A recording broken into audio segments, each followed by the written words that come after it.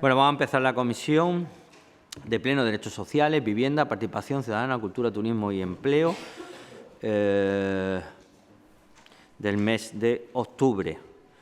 En principio, pasaremos al punto 1, que es lectura y aprobación del acta pasada del mes de septiembre. ¿Algo del acta? ¿Alguna cuestión?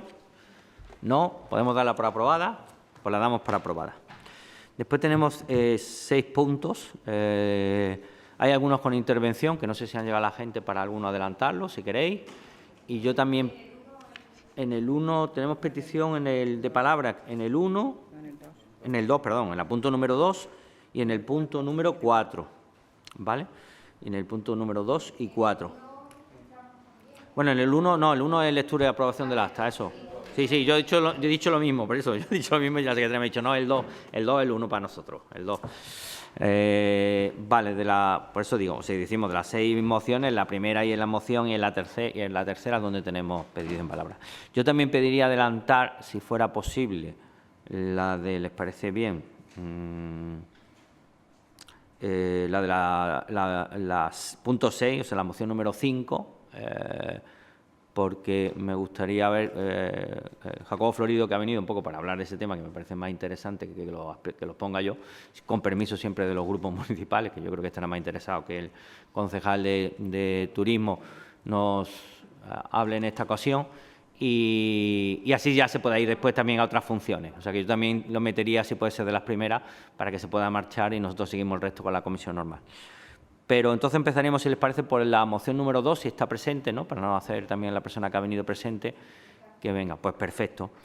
Y después ya seguimos, si no pasamos a la de turismo, después pasamos a la 4 cuando venga la persona. Ah, que también ha venido. Vale, tú nos avisas perfectamente en cuanto llegue y le damos paso en cuanto esté la persona. Y después seguimos siguiendo el orden normal y nos vamos ajustando, si les parece bien. Bueno, pues pasamos a la moción, punto número 2, moción del Grupo Municipal Socialista relativa a la necesidad de abrir los centros de crisis para asistencia a víctimas de agresiones sexuales 24 horas a la mayor brevedad. Aquí hay una petición de palabra de doña Yamila Ritter, no sé si lo digo bien, lo pronuncio bien, en calidad de persona afectada.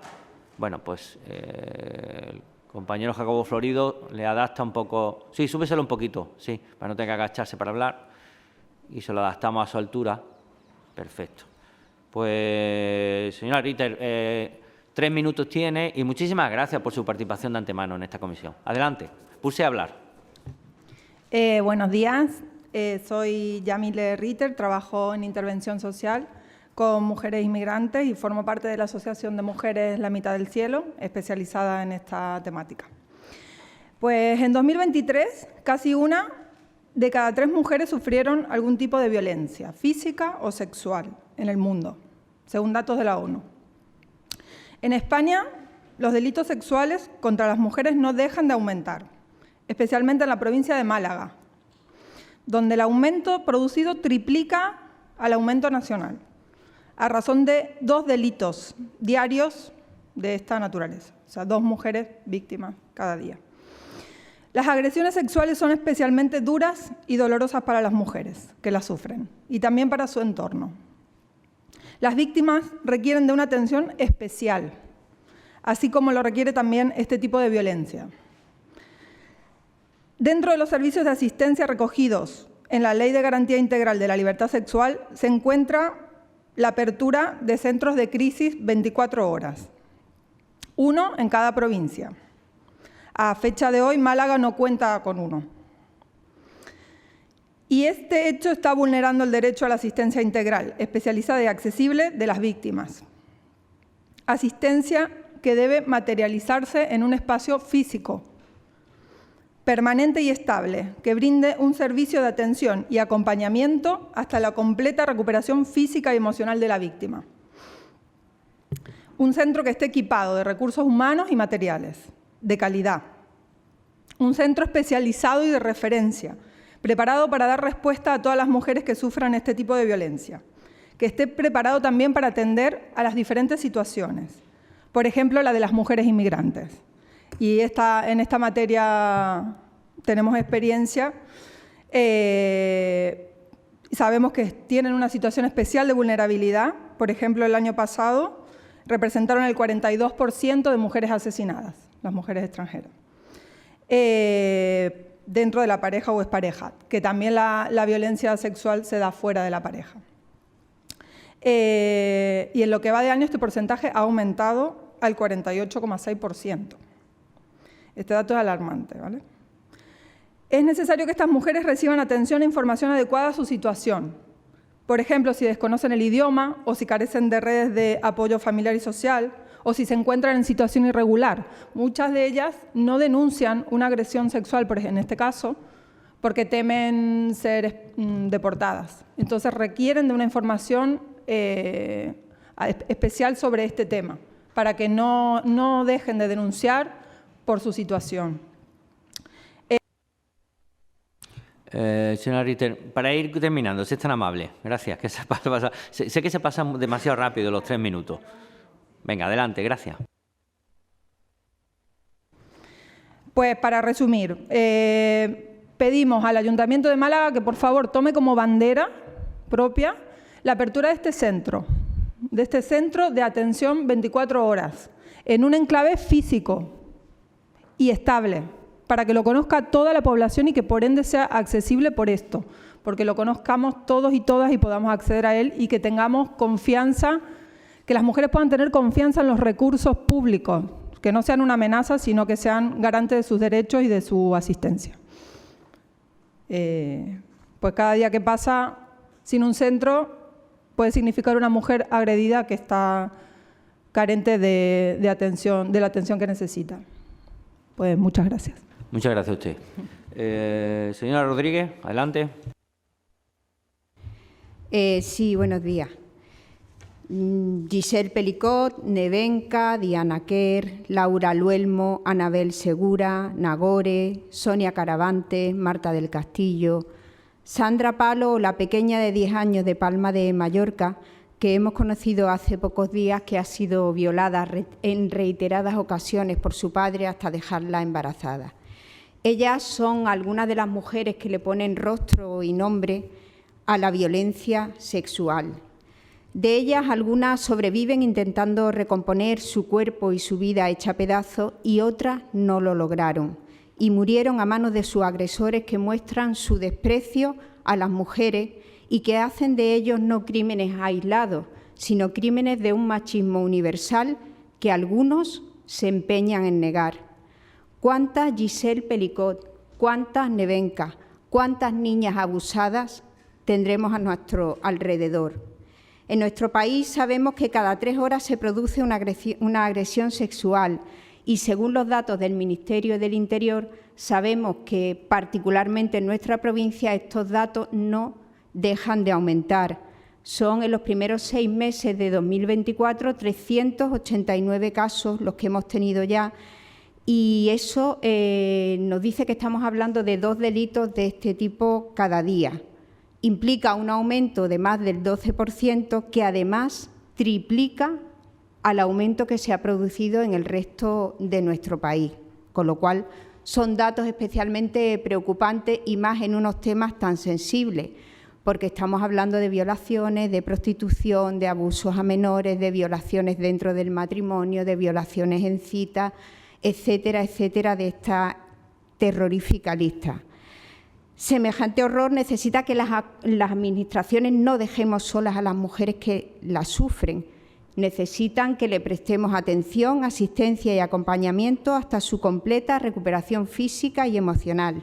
Y esto es lo que vino a decir la Ley de Garantía Integral de Libertad Sexual, la que conocemos como Ley del Sí es Sí.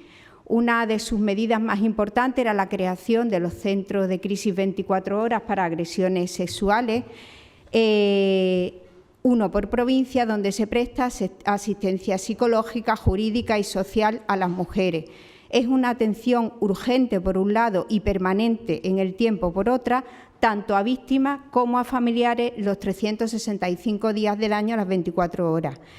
La Junta de Andalucía recibió por parte del Gobierno central más de 10 millones de euros para poner en marcha estos centros antes de diciembre de 2023. Como no se conseguía, se logró una... Sí, para terminar, señora Rodríguez. Se logró una prórroga hasta diciembre de 2024 y visto que no se es capaz de encontrar un edificio en cada provincia, excepto en Sevilla, donde sí se ha encontrado un edificio de 500 metros, en el resto de las provincias se va a optar por una especie de unidad móvil o de dispositivo móvil de unos 50 metros, creando un terrible agravio comparativo entre la atención que se le va a dar a las mujeres de diferentes provincias. Sabemos además que parece que ha salido el pliego de contrataciones del personal, sale por 16 horas, que no son las 24 que tiene el día, con lo cual va a haber un intervalo de 8 horas, probablemente las del horario nocturno, donde se va a quedar desatendido el servicio y es justo en una de las horas más sensibles. Les pedimos que pongan en marcha ya este servicio. Nevenka, por ejemplo, fue una mujer muy valiente, denunció, sabemos que no se denuncia ni el 20% de las agresiones sexuales. Cuando se da ese paso de denunciar, por favor, no dejemos solas a las mujeres. Gracias. Señora Iglia, adelante. Muchas gracias, buenos días y gracias por la intervención. Bueno, nuestras sociedades tienen cuestiones de las cuales sentirnos muy orgullosos y cuestiones que son una profunda vergüenza. Yo creo que la situación de violencia que sufren las mujeres a día de hoy en nuestra sociedad es motivo realmente de vergüenza, de sonrojo y de dolor por parte de todos los que compartimos esta sociedad. La única o una de las mejores curas para revertir esa vergüenza depende de la fortaleza y ha dependido históricamente de la fortaleza y el empuje del movimiento feminista y su traducción en políticas públicas. En ese enclave, digamos, en ese núcleo formado por el movimiento feminista y su traducción en políticas públicas está la garantía de revertir esa vergüenza que leemos cuando vemos estos datos, por ejemplo, como los que recoge esta moción. El problema que tenemos es que contra ese avance que propone el feminismo y su traducción en políticas públicas ha venido una reacción de la masculinidad tóxica, una reacción de un machismo recalcitrante que está avanzando y ganando muchas batallas en términos culturales y comunicativos, amparado y auspiciado por determinados sectores políticos. Ahí se integra ese también vergonzoso neoestoicismo, ¿no? El de los burpees, los lambos y las chicas, digamos, como claves del éxito. Toda esa machosfera formada por youtubers y comunicadores que agitan abiertamente bulos, fake news y mentiras y ataques furibundos contra las mujeres libres, contra el feminismo, y son auspiciados y amparados por determinados grupos políticos, digámoslo abiertamente, grupos de extrema derecha que amparan y difunden esos discursos de ataque al feminismo y al avance de derechos derechos y libertades para el conjunto de la sociedad, especialmente para las mujeres.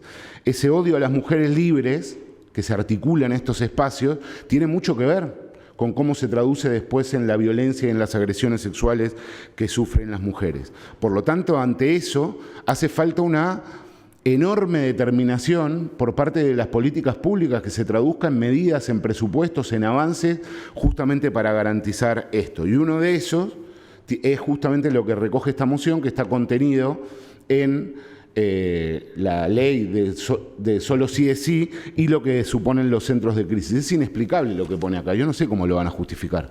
Es decir, recursos públicos hay, lo único que tienen que hacer es garantizar la presencia de espacios institucionales y edificios en todas las provincias y tardan 2 años pese a tener recursos y ahora dicen que van a hacer una especie de unidades móviles que esperemos nos lo explique porque no tiene ningún sentido. Sí, para terminar. Por lo tanto, le pedimos al Partido Popular que se ponga del lado de la libertad, del lado de los avances y del lado de las políticas públicas que garanticen justamente combatir esa reacción y que nuestras sociedades puedan sentir un poco menos de vergüenza. Gracias. Señor Alcázar. Sí, gracias, señor presidente. Buenos días a todos y Y desde aquí quiero mostrar nuestro más incondicional apoyo a todas las mujeres que sufren esta lamentable situación. Vox, tanto a nivel nacional como regional y local, ha luchado desde el inicio para que se garantice toda la asistencia y apoyo posible a las mujeres víctimas de la violencia, trabajando también en la prevención, identificando las causas y los perfiles repetidos de los agresores. Del mismo modo, ha apoyado toda iniciativa conforme a asistir a las víctimas de violencia doméstica, en especial a las que sufren las mujeres, los niños y los ancianos, incluyendo la elaboración de una ley de violencia intrafamiliar. Queremos que se identifiquen a los violadores que han salido en libertad gracias a la ley de sí es sí, poniendo las medidas necesarias para proteger a las mujeres, al menos y como mínimo, que esta información esté claramente detallada y conste en la base de datos de los cuerpos de seguridad del Estado y también a nivel local para su seguimiento. Pero mientras se han criticado todas estas medidas, que al parecer ahora sí parecen adecuadas a otros grupos políticos, se ha seguido defendiendo unas leyes que en gran medida se han promulgado y que deben ser sustituidas por leyes que aumenten la seguridad de todos los ciudadanos, así como exige nuestro artículo 14 de la Constitución, y que eleve las penas a todos los violadores, incluyendo la prisión permanente llegado el caso, poniendo en especial atención a un sistema de protección de las menores y particularmente a los menores tutelados, precisamente por su especial vulnerabilidad. Ninguna mujer agredida debe verse menos acompañada o menos asistida en función del sexo del agresor o de la agresora o del género en el que se autoperciba. Del mismo modo que los hijos e hijas de una mujer asesinada no pueden verse discriminados en las ayudas que van a recibir. Hemos considerado siempre como necesario poner en marcha un estudio sobre el aumento de las agresiones sexuales, en especial las violaciones grupales, para determinar sus causas y elaborar perfiles de los agresores para poder combatirlos con más eficacia, facilitando la labor de los cuerpos de seguridad del Estado. Se necesitan propuestas efectivas y que analicen la cuestión atajando el problema desde la perspectiva de los profesionales, principalmente tanto de los cuerpos de seguridad del Estado como de los profesionales médicos y no desde una ideología. Las mujeres estarán más protegidas que en la actualidad, ya que hoy por hoy, y lejos de erradicarse la violencia contra las mujeres, se ha agravado, lamentablemente, y además se sigue ignorando esta cuestión en relación con los niños, ancianos y hombres que también indiscutiblemente sufren esta situación. Nuestro más incondicional apoyo a todas las mujeres que sufren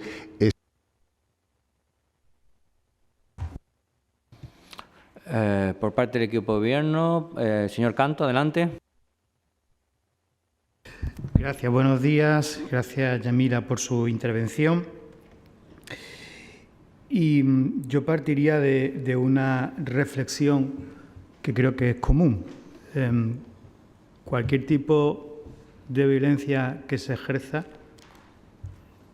es causa de rechazo, de repulsa, y más en la violencia que se ejerce machista. Yo cada vez que nos ponemos en la escalera del ayuntamiento, por desgracia, para recordar pues a la persona que ha fallecido víctima de violencia machista, coincidimos junto con la sociedad, con la ciudadanía, las tres administraciones. Creo que es una evidencia de que lo que estamos haciendo todos no lo tenemos que estar haciendo lo suficientemente bien, porque seguimos viéndonos en la escalera de tarde en tarde y evidentemente nos queda mucho por hacer. Mientras tanto, creo que es imprescindible, importante y necesario seguir haciendo campaña de concienciación, campaña de prevención en la gente más joven, en nuestro futuro más inmediato, en las generaciones que vienen sin estar contaminadas, en las generaciones que vienen limpias. Y ese es el esfuerzo que debemos de tener, yo creo, de una manera, un objetivo principal, todas esas tres administraciones que nos ponemos en la escalera, por desgracia, más de la cuenta. Miren ustedes, el aumento de las agresiones sexuales, claro que nos preocupan mucho. El Servicio de Asesoramiento Jurídico de defensa legal, de atención psicológica, ha ofrecido apoyo a 390 mujeres. El Gobierno andaluz tiene desde hace 5 años, también lo saben ustedes, un servicio de atención de crisis de 24 horas donde los profesionales se tienen que desplazar al lugar exacto a requerimiento de la víctima, sin excusa, sin diferencia de territorio. Ese servicio ya existe. Aún no existe físicamente, pero el servicio existe, un servicio de crisis de 24 horas. Se ha orientado con este servicio a 122 madres y padres de víctimas para abordar la situación temática pues, de sus hijas. En concreto, el programa ha apoyado ya a 1.462 personas desde junio. Este dato, lejos de ser un dato triunfalista, tendría que ser un dato también cuestionable o cuestionado, ¿no? Porque no tendría que prestarse ningún servicio, pero por desgracia 1.462 personas en junio. También dentro de esas atenciones que se han hecho hay 78 solicitudes de casos que ya estaban sentenciados, que ya estaban con una sentencia firme como consecuencia de la ley CSI, 78.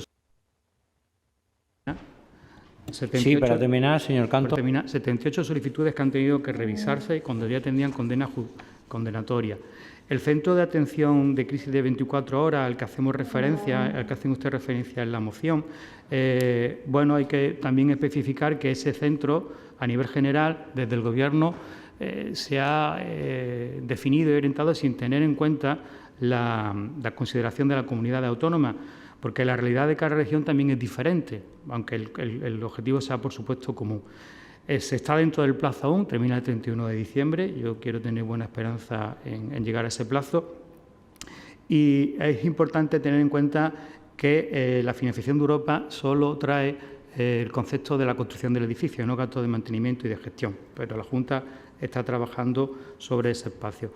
En cuanto a la coordinación del Ayuntamiento con el Instituto Andaluz de la Mujer, es fluido, es constante y es continuo, y nosotros estamos en disposición de apoyar, por supuesto, los puntos que traen ustedes con unas enmiendas que ya conoce el grupo proponente.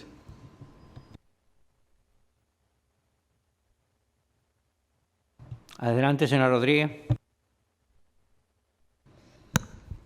Bueno, pues estos centros de crisis con la misma ley están funcionando en muchísimos sitios. En la ciudad, en la comunidad autónoma de su líder, la señora Ayuso, hay 2 en funcionamiento.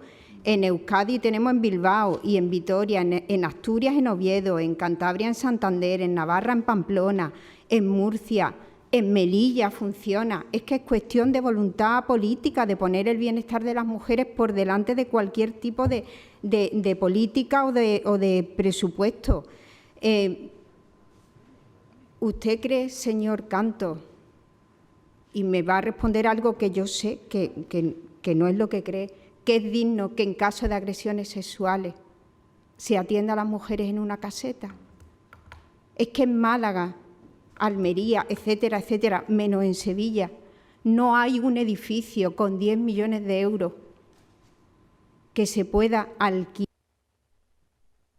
Sí, para terminar, señor Rodríguez. No hay un edificio que se pueda alquilar para darle una atención digna a estas mujeres. Es que nos tienen que atender en una caseta metálica prefabricada. No es de recibo. Señora Iglia, segundo turno. Yo creo que todos tenemos amigos o amigas docentes que nos alertan de la grave situación que se viene por delante en cómo ha ido creciendo justamente estas dinámicas de masculinidad tóxica y cómo esta reacción machista, insisto, estrechamente vinculada al antifeminismo agitado por determinados sectores políticos. El antifeminismo y el aumento del machismo y el aumento de las agresiones o la violencia contra las mujeres tiene una flecha que las conecta, un hilo de puntos. Por lo tanto, hay muchísimo trabajo que hacer a nivel institucional. Y esto es muy sencillo, lo que se está diciendo es muy sencillo. Hay recursos para poner un centro de crisis físico, con una buena atención, que sea de sobra conocido por las mujeres, que garantice todos los servicios básicos que requiere una situación tan grave como la que se está planteando. Así que es de sentido común y hay recursos para ello. Háganlo. Señor Alcázar, segundo turno. Sí, gracias, señor presidente. Bueno, nosotros para posicionar el voto solamente comentar que vamos a apoyar la moción. No sé ya si el grupo proponente va a admitir las mociones o no por parte del Partido Popular, pero en cualquiera de los casos votaremos a favor. Gracias. Señor Cantos, para cerrar. Sí, para cerrar. Les hacía mención en mi exposición que, con independencia del Centro de Crisis 24 horas, del que me consta que la Junta y la delegación en Málaga están trabajando para llegar en plazo y en fecha, yo confío en que así sea, existe desde hace 5 años un servicio de atención de crisis 24 horas, que no es presencial, pero sí se desplaza el profesional hasta el lugar. O sea, creo que ese recurso también hay que ponerlo en valor cuando no existía en otras comunidades autónomas. No obstante, yo confío y espero que lleguemos en plazo, porque esa es la predisposición que hay hasta el 31 de diciembre. No sé si ya aceptar la enmienda. Señora Rodríguez, para pronunciarse, ¿no se pronunciaba antes sobre las enmiendas presentadas por el señor Cantos? Sí, las 3 primeras sí, porque vienen un poco a hacer un matiz sutil sobre los acuerdos, pero en la 4, donde pedimos un aumento de los recursos, la enmienda viene a decir que lo que hay se ponga a disposición de la Junta. Entonces, esa no se la voy a aceptar porque queremos más recursos, queremos aumentar los recursos municipales, que luego los pongamos a disposición, nos coordinemos, pero necesitamos más recursos, que estamos en torno a 700.000 habitantes ya, que nuestros números son tremendos y necesitamos que los recursos que tengamos se adecúen a los números estadísticos y a las necesidades. Entonces, las enmiendas de los puntos 1, 2 y 3 sí, y la 4 no. Señor Cantos, respecto al punto número 4, ¿de acuerdo? Sí, sí. Perfecto. Acepta lo que le propone la señora. Muy bien. Muchísimas gracias por ese consenso. Podemos entonces, estamos dispuestos a votar. Se quedaría la moción planteada por el Grupo Socialista con las 3 enmiendas presentadas por el señor Cantos y el 4º punto tal cual viene en la moción. ¿De acuerdo? ¿Tienen los grupos claros? ¿Podemos pasar a votar en conjunto? ¿No hay ningún problema? Pues pasamos a votar.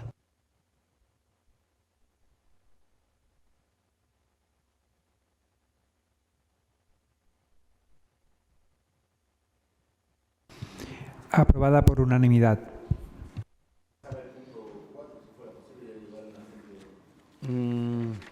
Sí, como ha llegado la gente, vamos a darle prioridad al público asistente. Vamos a pasar al punto número 4, que es moción del Grupo Municipal con Málaga relativa a abordar el mal funcionamiento actual del sistema de atención de la dependencia en Andalucía y garantizar su futuro. Aquí tenemos petición de palabra de dos personas. Sería don Juan José Carrillo Galvez, ¿está presente? Sí, está presente. Y doña Isabel García Gordón, presente. Muy bien. Pues hay unos 3 minutos de comparecencia para ambos. Si se pueden ajustar, pues mejor. Si no, intentaremos ser lo flexible que se haga falta. Se acercan al micro, se lo ponen a su altura, pulsen a hablar. Y muchísimas gracias a los dos de antemano por asistir, por participar y compartir con nosotros las cuestiones que vienen a plantearnos. Adelante, cuando quiera. Buenos días. Isabel, adelante. Buenos días. Pertenezco al grupo de la Coordinadora Provincial de Pensionistas y nos dirigimos a ustedes con preocupación por la situación crítica en la que se encuentra el sistema de atención a la dependencia en Andalucía. Las carencias actuales afectan gravemente a las personas usuarias y a sus familias, que ven cómo los derechos que les otorga la Ley de Dependencia se convierten en miles de casos en papel mojado. En nuestra comunidad, aproximadamente 80.000 personas se encuentran en lista de espera para recibir una valoración o para que se resuelvan sus expedientes, tras haber sido valoradas positivamente. Esta espera promedio alcanza los 600 días, muy por encima de la media estatal, que es de 272 días, y muy lejos del plazo máximo de 180 días establecido por Ley de Dependencia. Es inaceptable que las administraciones que exigen a la ciudadanía el cumplimiento de la ley la incumplan sistemáticamente sin ninguna consecuencia. o mejor dicho, con graves consecuencias para las personas dependientes y sus familias, como lo demuestra el hecho de que en 2023 murieron 9.000 personas en Andalucía esperando recibir la ayuda que les correspondía. El gasto por persona usuaria en Andalucía es de 6.547 euros, una cifra inferior a la media nacional, que es de 8.135 euros. Esta brecha refleja la necesidad urgente de que el presupuesto de 2025 de la Junta de Andalucía contemple un incremento que permita cubrir las crecientes demandas de atención a la dependencia. Como movimiento pensionista, defendemos pensiones públicas dignas, que igualen la pensión mínima con el salario mínimo. Como personas mayores, también defendemos una atención suficiente, rápida y efectiva a la dependencia, un servicio que abarca a diversos sectores de la población, pero en el que somos uno de los colectivos más necesitados. Por todo lo expuesto, pedimos a los señores y señoras concejales que, en representación de la ciudadanía de Málaga, soliciten a la Junta de Andalucía la aplicación efectiva de la Ley de Dependencia, con una mayor dotación económica y de personal, y con una gestión más eficaz que permita reducir los plazos de atención a los 180 días establecidos por la normativa. Muchas gracias. Muchísimas gracias a usted por ajustarse, además, muy bien a los tiempos. Gracias, muy amable. El señor Carrillo. Adelante, pulse a hablar.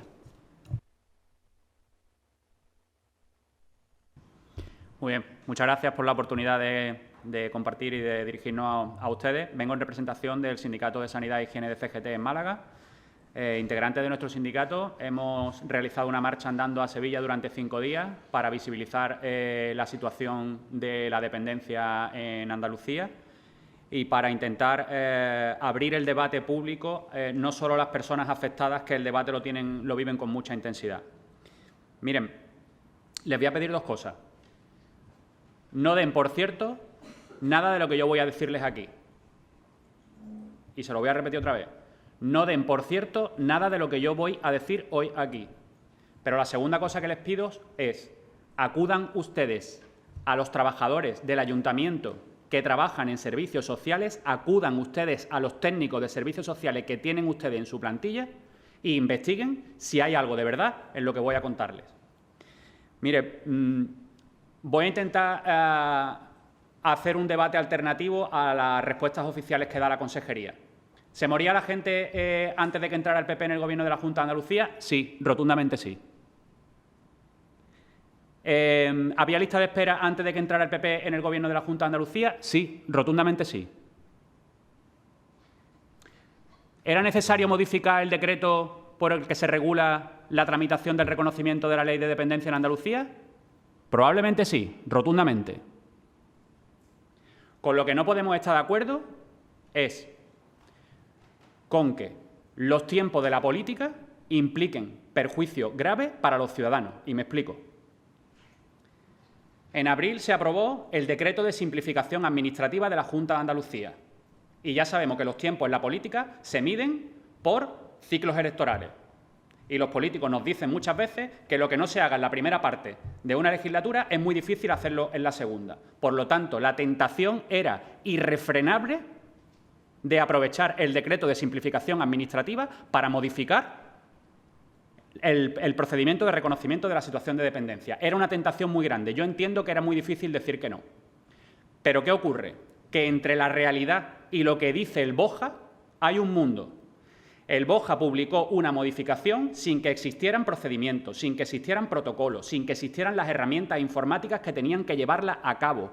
Eso ha sembrado el caos. Las personas que trabajan actualmente en la dependencia, en la Agencia de Servicios Sociales, que depende de la Consejería de Inclusión, llevan meses sin poder resolver un expediente, porque a raíz del decreto se obliga a que la tramitación se realice de una determinada manera y las aplicaciones informáticas no existían. Y eso se traduce en meses sin aprobar resoluciones. Y detrás de cada resolución lo que hay es una... Señor Carrillo, muy interesante el debate y lo que pone, pero si puede abreviar, se lo agradecería. Pulsa hablar. En la puerta de la Consejería, un ciudadano nos trasladó que venía de la delegación del Servicio de Valoración de la Dependencia de Sevilla para pedir una cita para informarse sobre el estado de tramitación del expediente de su nieto de 4 años con síndrome de Rett, y le habían dado cita para que pudiera consultar el estado de tramitación del expediente en febrero de 2025. Eso no es atender a las personas. Lo que estamos trasladando hoy aquí es un ejemplo de mala gestión. ¿Había que modificar el decreto? Sí. ¿Así de esta manera? No. No porque los profesionales no puedan hacer su trabajo, que eso es lo de menos, aunque la gente se va llorando a su casa. No. Porque lo que hay detrás son expedientes de personas. Se ha sembrado el caos en la tramitación administrativa. Eso es lo que estamos denunciando. Por eso hemos ido andando a Sevilla y por eso entendemos que la moción que se plantea hoy aquí acierta en el diagnóstico de lo que propone. Yo sé que es muy difícil, a lo mejor, que esa moción pueda salir adelante. Yo les pido que lo valoren y, si no puede salir adelante, les pido otra cosa, por favor. Que trasladen a la Junta de Andalucía la necesidad de corregir el rumbo y, si es posible, de que alguien asuma responsabilidades políticas, porque el daño que se está haciendo a los ciudadanos es grande y alguien debería dimitir. Gracias. Señor Leguilla, adelante para presentar la moción.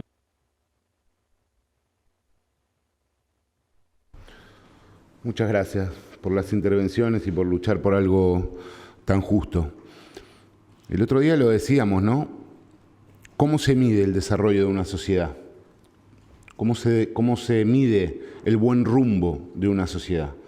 Pues mediante distintos indicadores. Uno de ellos, quizás, es cómo se trata a las personas más vulnerables.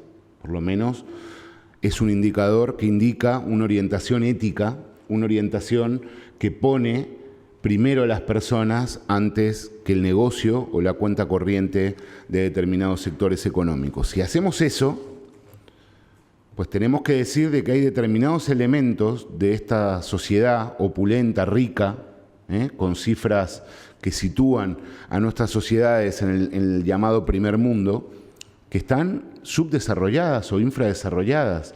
La manera como se está tratando a las personas dependientes es una vergüenza, convengamos todos, independientemente del color político, independientemente de a quién tengamos que defender, porque es miembro de nuestro propio partido. ¿Cómo puede ser que en estas sociedades, con esas cifras económicas, que hacen una gestión presupuestaria de presupuestos muy abultados, pues se tarde más de 600 días, depende de la cifra, en torno a 609 días, para resolver un expediente de una persona que necesita atención a la dependencia, o que fallezcan 33 personas diarias, o, según decía la Federación de Organizaciones Andaluzas de Mayores, en lo que llevamos de año han fallecido esperando valoración casi 4.000 personas, 4.000 personas. Y yo creo que apelo a la sensibilidad, más allá de cualquier debate político, porque creo que todos y todas los que estamos aquí conocemos de cerca casos así, y lo que supone para una persona y para su entorno familiar tener personas en situación de dependencia y que no les llega una ayuda, es que te hunde la vida. Supone una gigantesca dificultad para poder tener una vida con condiciones de dignidad básica. Entonces, la gestión de la dependencia por parte del actual gobierno del Partido Popular está colapsada, Y desde nuestro punto de vista eso señala 3 cosas. La primera, insensibilidad, porque la sensibilidad ante un problema tan grave reordenaría prioridades. ¿Cuáles son las prioridades de este gobierno? ¿Qué mayor prioridad que resolver el colapso del sistema de la dependencia que tiene en un mal vivir a miles de las personas más vulnerables de nuestra tierra? La segunda cuestión es la injusticia, porque lo que indica cuando el sistema público colapsa o no funciona bien... Termino. Sí, adelante. Para terminar, señora Leguilla. Cuando el sistema público no funciona bien, empuja a la gente al mercado. Y en el mercado es de por sí injusto, porque genera una situación en la que quien tiene dinero puede tener una vida digna o aceptable. Y quien no tiene dinero, ¿qué pasa? ¿Que se busque la vida? ¿Que tire como pueda? ¿Ese es el modelo de sociedad por el que abogamos? Entiendo que no. Por eso es tan importante los sistemas públicos que funcionen. Y lo último es la ineficiencia. el Partido Popular, ¿no?, que supuestamente hace gala de esa cultura supuestamente empresarial, de buena gestión, de eficiencia en la gestión, pues resulta que está demostrando una gestión desastrosa, porque le están diciendo que no están siendo capaces de operar cuestiones tan básicas que garanticen ayuda. Si no, explíqueme por qué Andalucía tiene un retraso de más de 9 meses con respecto a la media española para resolver un expediente. 9 meses más tarde que la media española. Si eso no es ineficiencia, pues dígame usted qué lo es. Por lo tanto, independientemente del color político, le pedimos sensibilidad, sentido de la justicia y eficiencia para cuidar a las personas más vulnerables, que es lo que debería ser prioritario en nuestra sociedad. Gracias. Señor Alcázar. Sí, gracias, señor presidente. Bueno, en primer lugar, quisiera felicitar y darle la enhorabuena por lo claro y contundente de la exposición a los asistentes. Nosotros estamos de acuerdo en que nuestros mayores necesitan cuidados y que en la medida de las posibilidades hay que brindárselos. Pero la situación no requiere parche, requiere un plan serio a tenor de la situación, no solo de colapso actual, sino que irá incrementándose teniendo en cuenta que la pirámide poblacional se está invirtiendo. Esto, como podemos comprobar, es un hecho cada vez más patente. El principal problema que nos encontramos es que el sistema de atención de la dependencia en Andalucía no funciona. Los servicios y las prestaciones a las que las personas en esta situación y que tienen su derecho en función de su nivel de grado no es eficaz. Por eso se requiere una actuación urgente que mejore la atención, en este caso por los agentes de la comunidad autónoma, que valore la situación de dependencia del paciente y se diseñe su atención individual con los servicios y prestaciones a la que esta persona requiere. El colapso en la gestión es de aplicación del procedimiento actual y los retrasos son evidentes y ineficaces y requieren actuaciones de inmediato y de soluciones. Un procedimiento que colapsa la atención y los tiempos de solución de los pacientes. Existen actualmente graves problemas en la atención y valoración del paciente, en donde se hacen interminables los tiempos en el establecimiento de los baremos oficiales para establecer la gravedad y así poder valorar el grado de dependencia de las personas, algo impropio de un sistema de salud que pretende ser ejemplo y modelo en cuanto a la gestión. Un mal servicio, un deterioro en cuanto a la atención y son las personas mayores quienes más lo sufren. De ahí que debe de haber una mejora sustancial en el cuidado personal y hacer hincapié en las actividades básicas de la vida diaria de los pacientes y dependientes que les permita desenvolverse con un mínimo de autonomía e independencia en sus actividades básicas como la movilidad o para que puedan reconocer tal vez objetos, personas, orientarse y entender, en definitiva, estar plenamente atendidos. Actualmente esto no sucede y el empeoramiento va a ir a más porque, como ya hemos comentado, la pirámide poblacional se está invirtiendo. Cada vez habrá más demanda de este tipo de prestaciones por el entorno actual generacional y desde las administraciones se requiere un verdadero esfuerzo y notorio en este sentido. Para ello se requiere una gestión apropiada, que no la hay, y una financiación e inversión acorde con las necesidades de este tipo de cuidados, que es lo complicado, pues como suele ocurrir con las administraciones recurrentes, andan más implicadas en otros menesteres y no en estos que deben ser de obligado interés, ya que se trata de un servicio necesario y de derecho. En este sentido, termino. Sí, para terminar. En este sentido, el dinero tiene y debe de salir de alguna parte y, como siempre decimos, las administraciones deben suprimir gastos superfluos e innecesarios y los tienen para invertir en asuntos como la iniciativa propuesta. Por nuestra parte, apoyaremos la moción relativa a la atención de la dependencia y el futuro de la misma. Muchas gracias. Por el Grupo Socialista, señora Rodríguez. Sí, muchas gracias a la representante de la Coordinadora de Pensionistas y al representante de la CGT. Hoy van a morir 5 personas en Málaga esperando el recurso de la dependencia. Con esta frase yo creo que ya sería suficiente para terminar el debate y votar directamente que sí a la moción. 609 días de espera de media es lo que tenemos en la provincia de Málaga. Y si ya nos vamos a zonas como el Valle del Guadalhorce o Antequera, la espera es de en torno a 800 días. Estos datos son demoledores. como demoledores que seamos la tercera comunidad mejor financiada de toda España y, sin embargo, seamos los últimos a la hora de poder disfrutar, entre comillas, de los recursos. Hay algo que no encaja. Hay un plan de choque de 500 millones de euros del Gobierno central, además de un aumento del 30% en los ingresos destinados a dependencia desde 2018. Mientras la Junta de Andalucía ha recortado, y viene en prensa, 52 millones de euros para la dependencia. Y mientras, en este decreto, que ya se ha comentado, pues vienen partidas de hasta 2 millones para externalizar el servicio de agendar las citas de las valoradoras. O sea, el dinero no sabemos por dónde, o sí lo sabemos, y se está perdiendo y nuestras personas se están muriendo. ¿Y qué decir de las trabajadoras? Ayer se reunieron muchas de ellas en una concentración en la Plaza de la Constitución. Las auxiliares de ayuda a domicilio envueltas en una precarización brutal, con lotes repartidos al mejor postor, sin posibilidad de conciliación, haciendo horas todos los días y a destajo para apenas llegar a los 1.000 euros, las trabajadoras de las residencias saturadas y las valoradoras haciendo un trabajo de en torno a 1.138 valoraciones al año, que es lo que están haciendo. Así están, con un nivel de baja y de estrés insoportable y, sobre todo, sin poder cerrar expedientes. Van valorando, pero no van cerrando los expedientes, con lo cual son casos que no se va sumando a esta macabra lista de espera.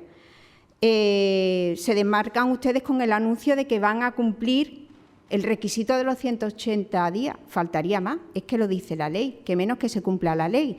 Pero ahí está la trampa. Ustedes hablan de los 180 días para que a la persona le llegue el papelito reconociéndole un recurso, pero de ahí a que la persona disfruta el recurso vuelve a pasar otro año o quizá 2.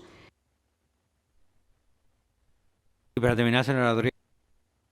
Añadimos además que el nuevo sistema informático solo está admitiendo los casos desde abril de 2024. El resto de 21, 22, 23 está en un limbo que las personas no se pueden permitir. No se están mecanizando tampoco las revisiones de los PIA por empeoramiento de las personas. Y luego ya, por último y para terminar, tenemos el tema del copago. El copago va a subir. Las personas dependientes que ya pagan parte del servicio van a pagar más y se va a bajar el umbral de renta para pagar, con lo cual las personas que no pagaban van a tener que pagar. Esto va a causar, per se, una salida del sistema de muchas de las personas que no van a poder permitirse esa aportación. Adelante, señor Canto. Gracias. Y gracias a las personas que han intervenido con el uso de la palabra. Bueno, queda mucho por hacer, por supuesto que queda mucho por hacer. Porque queda mucho por hacer porque partimos de una aprobación de una ley que no se había revisado desde hace 18 años, y ustedes lo saben. El señor Iguiglia es muy dado a reprocharnos en sus intervenciones a que nos lanzamos la pelota uno y otro, y con independencia de cuando estamos gobernando, no, todos estamos en el Gobierno, hemos estado en el Gobierno en algún momento determinado del tiempo, pero la señora Rodríguez aporta datos y no sé si los datos que yo tengo son los mismos que maneja ella. Mire usted, más de 100.000 andaluces pendientes de una resolución y recibir prestación, en concreto 109.470. De esas, 75 tienen reconocida la situación de dependencia, pero no han recibido la prestación. Hay una depuración, expulsión del sistema de dependencia de cerca de 34.000 personas. Reducción del número de beneficiarios en tan solo 2 años de 193.000 a 159.000, 34.000 personas olvidadas. El número de personas beneficiarias, 212.243 a la fecha en la que se publicó el dato.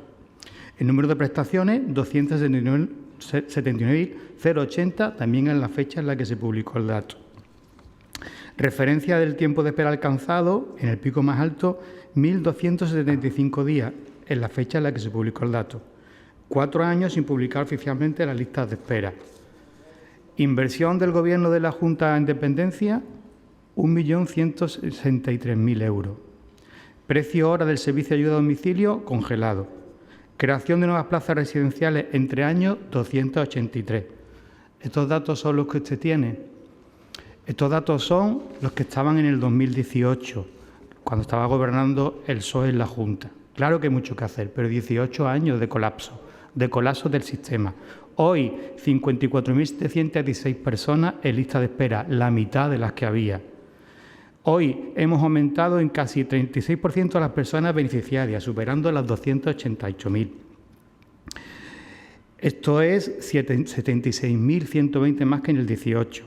El 52,6% hoy del número de prestaciones, por primera vez han superado las 426.000. Hemos conseguido reducir la lista de espera a la mitad. Hoy estamos en la media de 603 días de espera. Todavía lejos de conseguir el objetivo, pero han bajado. También han aflorado los expedientes que el PSOE dejó sin resolver hace esos 3 años, los expedientes olvidados. Hoy la inversión ha crecido un 63% entre el... Sí, adelante, señor Cantos, para terminar. Por terminar, y así más datos que le puedo dar, y no nos hagamos trampa al solitario. Los incrementos de la financiación que el Gobierno, que el Ministerio ha trasladado, son nuevas obligaciones que superan el coste del aumento recibido por Andalucía y que agrava la infrafinanciación que arrastra a la comunidad. Y súmenle ustedes a eso, porque se agrava la pérdida de ingresos de 200 millones por haber prorrogado los presupuestos generales del Estado en el año 23, que supone 30 millones en la provincia de Málaga. Por lo tanto, ese dinero que se ha incrementado viene ya con un gasto definido, no se puede aplicar. Yo le he pasado al señor Eguilia una enmienda y con el resto de los votos haré el posicionamiento de la segunda intervención. Señor Eguilia, segundo turno, si es tan amable. Efectivamente, suelo recordar que hay determinados temas donde requeriría un gran acuerdo y salir un poco del barro político. Esto es tan sencillo como pedirle disculpas a la gente, decir que se están redoblando y efectivamente redoblar los esfuerzos y los presupuestos para resolver esta situación y poco más, porque la situación es de tal gravedad que ponerse ahora a sacar pecho de los datos, mire, no están en condiciones de darse golpes en el pecho sobre el tema de la dependencia, créame que es lo que le digo, no están en condiciones de presentar ningún logro sobre la materia porque el colapso del sistema y el dolor y la gravedad de la situación es de tal magnitud que lo único y más acertado que podrían hacer es pedir disculpas y mejorar el desastre en el que se encuentra la situación. A mí, yo no sé usted, a mí no puedo evitar que me parezca de una gigantesca frivolidad. Termino. Sí, adelante para terminar.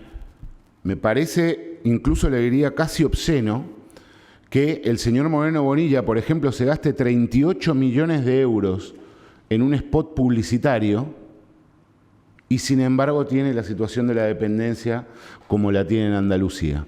A mí me parece, es el símil de una familia que tiene a la abuela en una habitación del fondo totalmente desatendida y el padre se gasta un dineral enorme del presupuesto familiar en pintar y arreglar la fachada.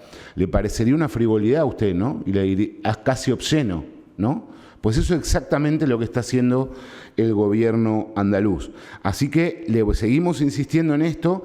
Tienen que meter presupuesto personal para cambiar la situación, porque el malestar ya lo verá. Esto va creciendo y si no se lo dirá la propia gente en la calle. Gracias. Señor Alcázar, adelante. Gracias, señor presidente. Bueno, no haré uso del turno de palabra, puesto que ya hemos posicionado el voto y votaremos a favor. Gracias. Se le agradece. Por parte del señor Rodríguez. Sí, señor Canto, la mayoría de los datos que he comentado los he sacado del manifiesto de la Plataforma Andaluza de Personal de Atención a la Dependencia. Entiendo que ellos no mienten y viven en primera persona todos estos datos y estas situaciones, al igual que los usuarios. Yo solo voy a darle un dato, tenemos muchos más. Cuando ustedes gobernaban en la Junta de Andalucía, cuando ustedes gobernaban en el Gobierno central, el Gobierno de Mariano Rajoy, Andalucía, costeaba el 18% de la dependencia y el 82% lo tenía que poner la Junta. Sabe usted perfectamente que esa proporción ha variado y ahora es del 38%. Y si votaran que sí a los presupuestos, se acercaría al 50% que marca la ley. Su problema es que nunca han creído en la dependencia. Lo dijo Mariano Rajoy en 2011 cuando era candidato. La dependencia no es viable. Y Moreno Bonilla, cuando era secretario de Estado... Sí, para terminar, adelante, señora Rodríguez. Cuando Moreno Bonilla era secretario de Estado de Servicios Sociales en el Gobierno central, su máxima hazaña fue sacar a las cuidadoras del sistema de la seguridad social, atando a todas esas mujeres a las patas de las camas de sus mayores sin ni siquiera cotizar. Ese es el problema. Señor Canto, adelante. Y si puede también, no tenemos copia de las enmiendas que usted ha planteado, no sé, por si acaso. Sí, siempre que la aceptará el señor Eguilia, claro, exactamente.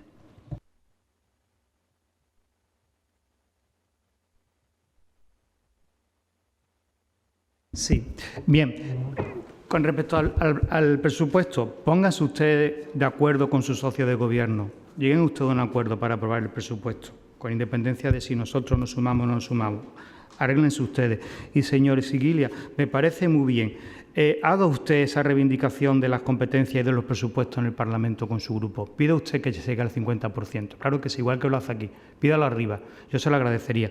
Miren ustedes, en el año 23 la financiación autonómica de Andalucía fue de 1.203 millones de euros frente a los 729 aportados por el Estado. El coste medio de una plaza en una residencia de grado 2, 1.749 euros. ¿Cuánto pone el Estado? 130 euros, el 7%. La Junta pone 1.619, el 93%. Eso es así. El servicio con discapacidad del grado 2, 2.297 euros. ¿Cuánto pone el Estado? 130 euros, un 4%. Andalucía pone el 96%. Y la terminar y me pronuncio, la ayuda a domicilio con una persona de grado 3, el Estado pone 290 euros de 1.004 euros, 714 lo pone la Junta, infrafinanciación. Y cuando venga el dinero, que no venga hipotecado, con competencias nuevas, que venga para poder ejercer y desarrollar el servicio de atención que merecen todos los ciudadanos, que nos merecemos todos, sin exclusión. Con respecto al voto, me pronuncio. Nosotros al punto 1, 2 y 4 le vamos a votar que no, al punto 3 y 5 le vamos a votar que sí y el 6 que sí se acepta la enmienda. Señor Eguilia, para pronunciarse un poco en la enmienda. Sí, acepto la enmienda que me ha presentado. Muchísimas gracias. Pues entonces podemos pasar a votar. Si nos guía, señor Canto, pide votación separada, entiendo. Díganoslo. 1, 2 y 4 juntos, 3, 5 y 6 juntos.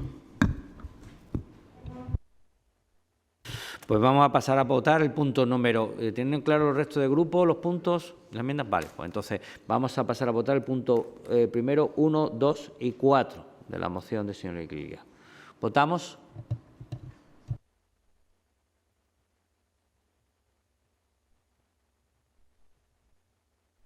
Desestimados por 5 votos a favor y 6 votos en contra.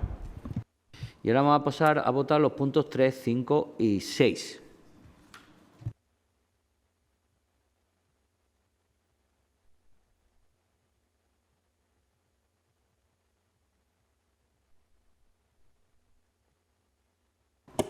Aprobados por unanimidad. Pasamos al punto número 6, como habíamos dicho antes, sería la moción que presenta el Grupo Municipal Vox sobre la no inclusión y desarrollo de la tasa turística en la ciudad de Málaga. Señor Alcázar, para presentar la moción. Gracias, señor presidente. Bueno, este Grupo Municipal trae a esta comisión de pleno su contrariedad a la posible implementación de lo que se ha llamado tasa turística. Y todo ello por las diversas y distintas razones expuestas en la iniciativa presentada y que en estos momentos debatimos. Una tasa turística, o tal vez habría que llamarla impuesto, porque llegado el caso será impuesta sin que ello sirva de un análisis concreto y veraz de lo que supone. Una tasa o impuesto que se sumaría al impuesto de la renta, al impuesto de no residentes, al impuesto de sociedades, al impuesto de sucesiones y donaciones, al impuesto de patrimonio, al impuesto de valor añadido, impuestos sobre actos jurídicos documentados, impuestos especiales de hidrocarburos, alcohol, tabaco, etcétera, etcétera, etcétera. No hablemos de tasas municipales, locales y centrales. Hasta para sacarse el DNI o pasaporte existen tasas. Lo que trato de decir con esto es que el ciudadano, el currante de a pie, está exhausto con una presión fiscal exacerbada, por una ansia de la Administración pública de cobrar impuestos para todo, pero para ellos, para sus gastos, para sus enchufados, para sus amigos y hacerles un hueco en un despacho. Cada vez pagamos más, cada vez tenemos más obligaciones, cada vez se nos exige más sacrificio y esfuerzo y cada vez nos cuesta más llegar a final de mes. Y hablo por todo y cada uno de los trabajadores y gente normal, como ahora mismo va en un coche trabajando o uno está detrás de un mostrador en un bar. La presión fiscal actual es inaguantable. Nunca hemos pagado tanto por nada. Y hablo de sanidad, hablo de educación, hablo de vivienda, hablo de carreteras. Hay que hablar claro. Y ahora se pretende cobrar otro impuesto más que grava a la gente normal, que se va a pasar un fin de semana a Córdoba, a Sevilla, a Málaga o a donde le plazca. Lo que tienen que hacer los ayuntamientos es cuadrar sus cuentas, aminorar los gastos, dejarse de tantos puestos de compromiso que no de confianza y así emplear los fondos debidamente. ¿Qué finalidad va a tener la tasa turística? Ya le digo yo que ninguna. Malgastarla en crear otro departamento y otra estructura paralela para gestionar el dinero y que luego la ciudad siga sucia, deteriorada, precaria en la conservación, en el mantenimiento de sus instalaciones e infraestructuras. Los políticos deben hacer políticas que redunden en la sociedad, en el ciudadano, y no sacarle las tripas para tapar agujeros y despropósitos. Los políticos deben hacer caso a los que saben, a los especialistas del sector y a que además son meros recaudadores y no pagadores. Y hablo, por ejemplo, de AECOS. Lo peor que puede hacer un político es hacer políticas de interés personal de cara a la galería para quedar bien sin saber si ese tema o no es de cuestión. Esto es una tasa que no es finalista y, como hemos dicho hasta la saciedad, para terminar, quedará por el camino. La deuda pública, eso sí, seguirá creciendo, la financiación de los ayuntamientos aumentando y el sector público creciendo y engordando para ser ineficiente e ineficaz. Escuchamos realmente, o escuchemos, mejor dicho, a los que saben de esto. Este grupo municipal siempre ha estado en contra de aumentar los impuestos, las tasas y todo lo que sea o conlleve un esfuerzo más del trabajador, del asalariado o del autónomo para satisfacer caprichos de parte. Continúo en el segundo turno. Gracias. Señora Eguilla. Sí, muchas gracias. ¿No? Estaba es como una especie de chiste, ¿no? Que va el conductor por la autovía y empieza a ver coches que vienen en contramano y les gritas, vais en contramano, vais en contramano. Y resulta que el que iba en contramano era el que iba conduciendo. ¿Usted qué nos quiere decir aquí? Digamos que los 150 destinos turísticos que aplican la tasa turística en Europa están todos equivocados. O sea, todos lo hicieron mal, desde destinos de Alemania, de Grecia, de Italia, de Bélgica, de Francia, están todos equivocados porque los únicos que están dando en la tecla es el Grupo Municipal de Vox en el Ayuntamiento de Málaga. Pues mire, no. El sector turístico lleva mucho tiempo, digamos, transformándose casi en una ciencia también, con estudios rigurosos, se dota de informes de expertos, de indicadores, porque que usted diga que la implantación de la tasa turística va a suponer una merma de visitantes, pues yo le podría poner aquí sobre la mesa, digamos, una pila así más o menos de grande de informes con validez científica y rigor, hechos por universidades, por academias, por instituciones, que le van a decir a usted que no han perdido competitividad aquellos destinos turísticos consolidados. En los que están en consolidación lo podemos todavía debatir, pero estoy hablando de destinos turísticos consolidados y en el caso de Málaga ya lo es. Y también le van a demostrar que evidentemente que vengan, eso es de sentido común y de matemáticas 1. Si usted tiene unos determinados recursos para 5 personas, cuando vienen 10, si esas personas se multiplican por 2, pues usted va a necesitar más recursos, porque va a necesitar más recursos para la limpieza, para el tratamiento de aguas, para los residuos, para mejorar las playas, para mejorar el funcionamiento de la movilidad y el transporte, y por lo tanto es de sentido común de que se plantee las tasas turísticas, o por lo menos sí lo han entendido, como le digo, 150 destinos turísticos del conjunto de Europa. Por lo tanto, yo creo que es de sentido común. Ahora de lo que se trata es de debatir qué se va a hacer con esa recaudación. Lo primero es que de una vez la Junta de Andalucía facilite que aquellos ayuntamientos que lo consideren oportuno, habrá algunos que no, pero que los consideren oportuno, por lo menos tengan el instrumento para implementarlo, y que lo que se recaude con dicha tasa pues revierta en una mejora de la ciudad, del sector y también, ¿por qué no?, de los vecinos que acogen al turismo en su ciudad. Por lo tanto, evidentemente, como usted podrá intuir, estamos en contra de su moción. Gracias. Por parte del Grupo Socialista, señora Martín, adelante. Sí, buenos días. Bueno, nosotros hemos traído a este salón de pleno en muchas ocasiones la propuesta de que se cobre una tasa turística en la ciudad y que revierta en beneficio de la ciudad para las cosas que necesite la ciudad de Málaga. Por lo tanto, nosotros vamos a votar en contra de esta moción y no vamos a debatirla más. Gracias. Muchísimas gracias. Por parte del equipo de Gobierno, le hemos pedido al señor Florido que asista. Evidentemente, con consiguiente el resto del grupo, porque el reglamento establece que podemos delegar comparecencia, no mociones, quiero dejarlo claro para la mesa, pero creo que es interesante, que mejor que la debata yo, la debata el señor Florido, y con su permiso le he pedido expresamente que asista a esta, aunque tenemos que cambiar este sistema donde turismo tendría que aparecer a lo mejor en otra comisión y cambiar los nombres. Yo lo he dicho a alcaldía más de una vez, y pues claro, no podemos estar repitiendo. Y es una cuestión de que cambien, a ver si no hace caso a alcaldía y nos ponen un poquito de orden, y ya que nos cuesta a los concejales, más a ustedes que a nosotros, está en varios sitios, se adapten un poquito y no nosotros adaptarnos un poco al sistema. Es más fácil que el sistema se adapte a nosotros. Pero dicho lo cual, queja propia al sistema. Señor Florido, muchísimas gracias por asistir a la comisión. Nos encantaría que fuera usted permanentemente miembro de esta comisión. Sería un placer y nos ayudaría muchísimo. Pero bueno, no es así, está usted en otras comisiones, pero hoy le damos la palabra. Gracias por venir, señor Florido. Bueno, la verdad que al ser concejal de Turismo y Recursos Humanos me gustaría que estuviera en una sola comisión, ¿no? Porque al final voy a ser el único que debería estar en dos, ¿no? Pero bueno, punto y aparte, la verdad que, señor Alcaraz, aunque en esto usted se diferencia con un partido político de aquí, cuando lee uno la moción, está llena de demagogia y cada día usted se parece más a su hermano de bancada con Málaga, ¿no? Y como yo digo, a veces yo creo que, no sé si llamarle con Málaga Vox o Vox con Málaga, la verdad, porque cada día en el fondo tienen ustedes mucho más en común de lo que ustedes se creen. Es verdad que usted obtiene más votos que con Málaga en ese sentido, ¿no? Pero bueno, punto y aparte de esto, me da sorpresa de marcha atrás, ¿de qué? Marcha atrás, nosotros, no sé si está enterado que esto, usted mismo lo ha dicho, no es una tasa, es un impuesto, por lo tanto esto implica no tener competencia. Ese en primer punto, ¿no?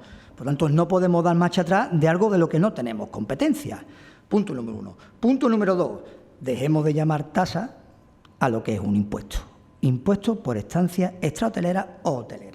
En ese sentido, como lo tienen el resto de comunidades. Y esto lo tienen competencia, tiene dos. La Junta de Andalucía, donde ha mostrado su negativa al respecto, porque en este caso es verdad, de poder aplicarlo en Málaga, 300.000 andaluces tendrían que pagar este impuesto o tasa en Málaga, o, claramente, quien tiene el poder de hacerlo, que es el Gobierno de la Nación. Y el Gobierno de la Nación, si cambia la ley de haciendas locales, como muy bien dijo el alcalde en una carta que ha mandado tanto al ministro de Turismo, Hereu, como a la ministra de Vivienda, puede dar la potestad para que los ayuntamientos que quieran cobrar este impuesto. Este impuesto, y el alcalde lo ha explicado muy claramente de dos maneras. En primer lugar, a los hoteles, en este caso por pernoctaciones, con el caso de que sea consensuado con el sector y que parte pueda ir a una promoción de calidad, y en segundo lugar, a los pisos turísticos. A los pisos turísticos para que ésta pueda revertir en mayor creación del parque de vivienda pública. Vivienda pública que, por otro lado, a este equipo de gobierno lecciones poquitas, y yo creo que ahí preside un experto al respecto. Por lo tanto, en ese sentido queremos dejar claro, estamos a favor, pero procedimiento ninguno. No podemos dar marcha atrás de algo que no hemos empezado porque no tenemos ningún argumento jurídico para poder establecer lo que el alcalde de Málaga quiere para esto. Sí, para terminar. Por lo tanto, déjese usted de demagogia, deje usted decir de chiringuito, cargo, eso ya hablaremos en la siguiente comisión, porque la verdad, cada vez se parecen ustedes más a su hermano de bancada, como yo digo, ¿no? Vox con Málaga o con Málaga Vox. Señor Alcázar, tu turno. Gracias, señor presidente. Señor Florido, está usted obsesionado con Málaga y con Vox, que si somos primos hermanos, que si estamos en la misma bancada, que si somos iguales. Está usted equivocado, o si no, que se lo firme el señor Erguiglia, que le tengo aquí a mi lado. Mire, usted, lo cierto es que los empresarios y las asociaciones industriales, que son meros recaudadores, o que serán meros recaudadores, y que son los que realmente saben de este tema, son contrarios a la aplicación de estas medidas y que pueden afectar gravemente, como he dicho antes, a la competitividad y al rendimiento del sector turístico. Con todo mi respeto, yo creo que es un grave error, no ya por el pago de esta tasa, sino porque se trata de engullir más dinero por parte de la Administración, y lo tengo muy claro, para emplearlo ineficazmente. Eso lo tengo clarísimo. Robin Hood le quitaba el dinero a los ricos para dárselo a los pobres, pero aquí sucede lo contrario. Porque el dinero, o esta tasa o el impuesto, se va a malgastar o se va a emplear indebidamente. Sí, señor Alcázar, para terminar. Lo que hay que hacer con este tema y con los ayuntamientos en sí es contener el gasto, bajar los impuestos y que el dinero esté en el bolsillo del contribuyente, que ya está bastante esquilmado. Muchas gracias. Señor Erguiglia, segundo turno. El Florido, que tiene ganas como de así un cuerpo a cuerpo, me mete a mí en una moción que no traigo. Mire, los primitos son ustedes, ¿no? El primito neoliberal, que le gusta mucho el business, y el primito nostálgico reaccionario. Y todos comparten abuelo, que es Franco, porque ambos partidos, de una u otra manera, tienen el mismo abuelo. Y por eso gobiernan en tantos lugares, porque se entienden perfectamente el primito neoliberal y el primito reaccionario.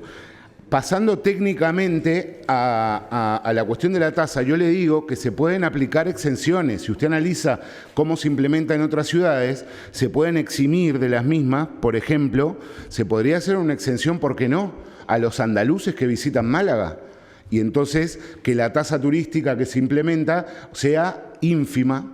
Se podría eximir a la gente que viene a congresos, se podría eximir a las familias numerosas. Es decir, en la implementación de la tasa, Sí, adelante, señor Erguiglia. si usted analiza cómo se hace en otras ciudades, por eso insisto tanto en lo bueno que es tener informes, colaborar, pedirle a la UMA, por ejemplo, que le pase un informe detallado de cómo funcionan todas las tasas en estos 150 destinos de Europa, para que usted pueda ver y decir, uy, esto me gusta, lo que hace lo podríamos hacer tal.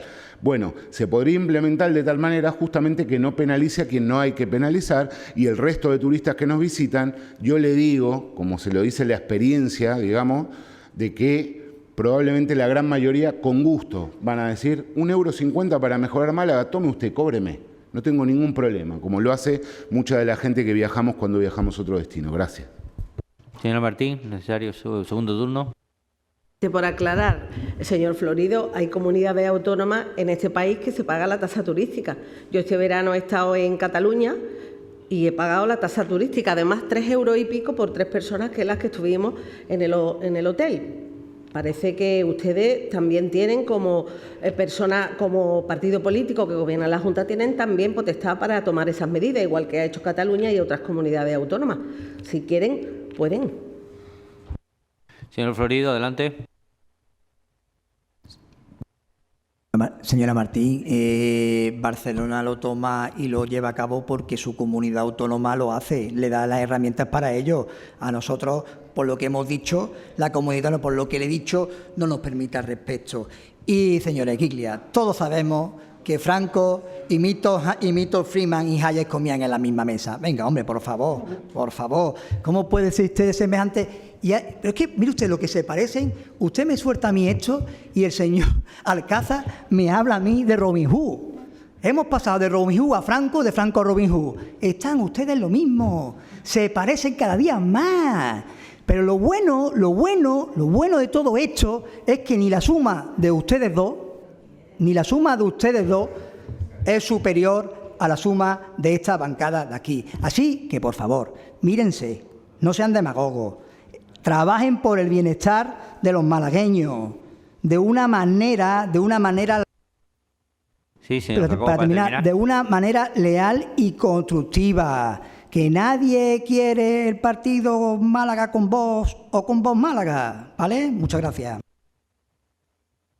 Entiendo que estamos en posición de votar en la moción y así que pasamos a... No sé si ahora el resto del grupo opinará igual que antes de que venga usted más. Vamos a votar.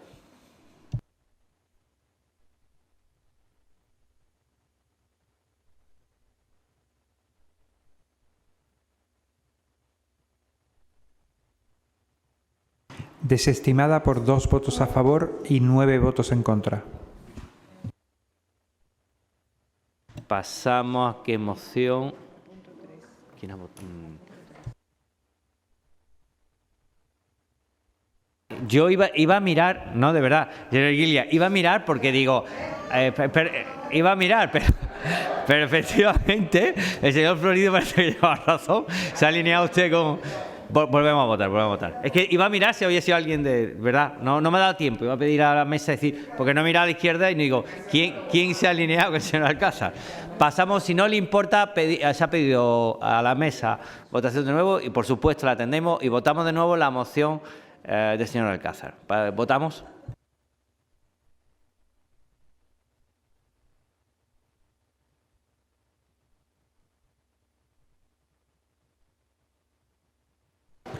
Desestimada por 1 voto a favor y 10 votos en contra.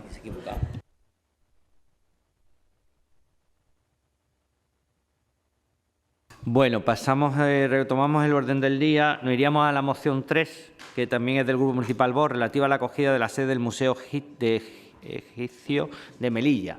Señor Alcázar, para presentarnos la moción. Gracias, señor presidente. Bueno, aquí voy a intentar ser lo más breve posible, porque la moción da para lo que da. Bueno, durante varias semanas hemos tenido conocimiento por parte de varios medios locales de comunicación del interés de ubicar en la ciudad de Málaga el actual Museo Egipcio de Melilla.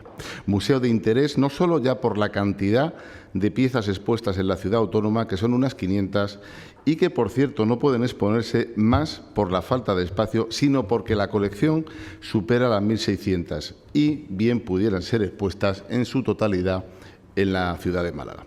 Ese es el deseo del propietario y esa es la razón de la iniciativa que traemos a esta comisión de pleno. Este grupo municipal ya mantuvo reuniones con la propiedad a finales del mes de junio y en julio, reuniones de las que sacamos conclusiones suficientes para creer que este museo es bueno para la ciudad de Málaga y generaría curiosidad, atención por verlo y algo que no tiene precedentes en nuestra ciudad.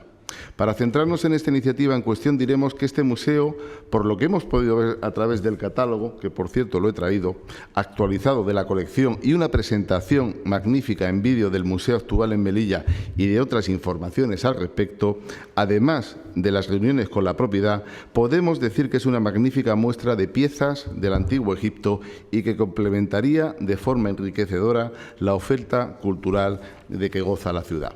Hablamos de la tercera exposición más relevante de España, solo por detrás de las expuestas en el Museo Arqueológico Nacional de Madrid y del Museo Egipcio de Barcelona.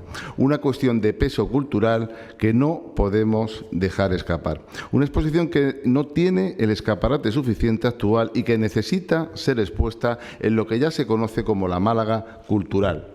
Es de interés público y que nuestra ciudad tendría miles y miles de visitas al año, siendo un atractivo para todos los malagueños y turistas que nos visitan.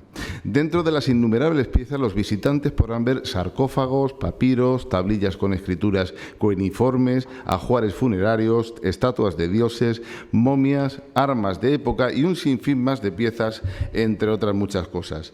Pero es que también el museo cuenta con su propio equipo de restauración y lo mejor es que organiza talleres culturales y patrocina expediciones de investigación a Egipto. Entre ellas, ha financiado excavaciones en el templo de Luxor, proyectos varios, en fin. Proyecto bueno para la ciudad que abarca desde el Paleolítico hasta la época romana en Egipto. La cultura egipcia es una de las más llamativas del mundo de la museología y Málaga no puede dejar escapar esta oportunidad. Estamos seguros que el proyecto tendría un gran atractivo para los turistas y también, ¿por qué no?, para el conjunto de los malagueños. Sí, voy a terminar y voy a terminar. utilizar este turno nada más. La idea de la propiedad, además de los supuestos y posibles 2.000 metros de exposición, es que cuente con una sala de exposiciones temporales, de tiendas, seminarios y jornadas de egiptología y que se organizan desde hace años y por la que han pasado eminentes egiptólogos españoles y varios extranjeros. El trabajo y la colección privada por parte de la propiedad es fruto de 25 años de recopilación de antigüedades, propiedad de una fundación cultural privada sin ánimo de lucro que pretende fortalecer la investigación científica, la protección de la fauna, la flora y el medio ambiente. La oferta cultural de nuestra ciudad es una de las líneas más importantes, tanto a presente como a futuro, en beneficio de todos los malagueños. Muchas gracias. El señor Eguilia. No, muy brevemente, creo que esta iniciativa se debería transcurrir por otros ámbitos, digamos, que se le presente el proyecto al área de cultura, que se evalúe a ver si tiene interés y tiene viabilidad y qué supondría para el ayuntamiento, ¿no? Porque entiendo que es una colección privada, bueno, pues que se estudie el interés que pueda llegar a tener para la ciudad. Ya está, simplemente queda lo que sí que no encajaría mucho es en el MUCAC, en el futuro, como usted dice, donde se va a ubicar el Centro de Arte Contemporáneo, porque entre el arte contemporáneo y el paleolítico, pues dista digamos, un periodo importante de distancia. Poco más, a ver qué dice la concejala. Señor Martín. Bueno, nosotros no entendemos muy bien el que se traiga esta moción aquí. Bueno, cada uno está en derecho de hacerlo, pero no entendemos que se quiera instalar un museo con una colección privada donde se pide una serie de cosas que para instalar lo que supondría un gasto para lo que es la ciudad, cuando ayer mismo su compañera de grupo en el programa de Canal Málaga pues decía, hablando referente a los museos, pues hablaba que era un gasto para la ciudad el tener museo en Málaga. Entonces no entendemos muy bien que, bueno, esa diferencia de opinión en el tema. Nosotros vamos a votar en contra de esta moción. Gracias.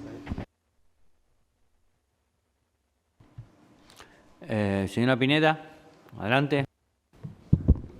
Muchas gracias, señor presidente. Señor Alcázar, ¿usted cree que puede empezar una moción diciendo va a ser corto porque esto da para lo que da? Eso es devaluar la materia cultural en la práctica de estrategia política de una ciudad. No debe hacerlo, pero no lo debe hacer desde el propio convencimiento. Y sé que usted es muy sensible y por las conversaciones que hemos tenido muchas veces está cercano al panorama cultural. Pero una vez más sigo sospechando que las mociones se las hacen. Se las hacen y se las encuentra.